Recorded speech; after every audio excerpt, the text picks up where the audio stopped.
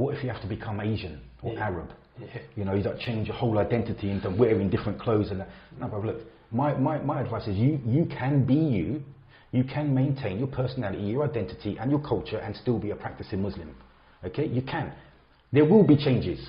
Okay, like you won't swear, or you'll try not to swear. You won't do certain things, but they're positive changes. It doesn't mean that you're not going to be you. You're still going to be you.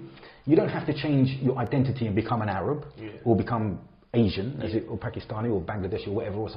You can be you, but it's not. We're not there yet. We're not, because I'm talking about white Muslims now. It's different for white people because we've got no history of Islam in this country.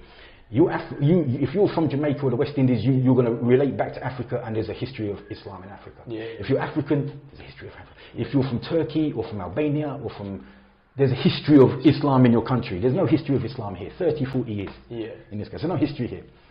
So white Muslims tend to try sometimes to reinvent a personality for themselves and become a different person. And well, now I'm Muslim, I've got to be this person, and I've got to change and look different and act different, talk different, eat different.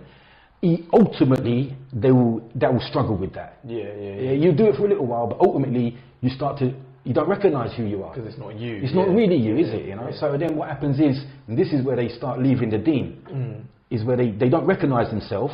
And then they start questioning who they are, and they think the only way they can find themselves is to leave the religion, which is what happens sometimes. So no, you don't have to do that. You know, Islamically, we can dress in, men can dress in any clothes as long as it covers the right parts, and it's modest. And we lower our gaze when we see women on the streets and things like this. So that's fine, but you can still be you and practice your religion. You know,